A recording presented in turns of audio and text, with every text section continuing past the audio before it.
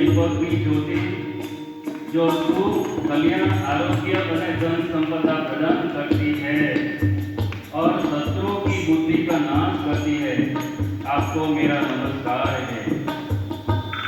दीपक की ज्योति परम ब्रह्म का स्वरूप है।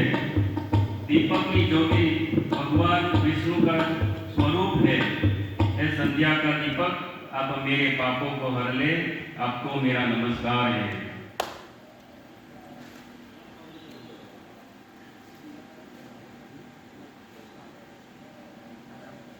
આપણે દીપક સળગાવીને અંધારામાંથી પ્રકાશ તરફ લઈ જવા માટે આ એક શુભ ચિહ્ન છે।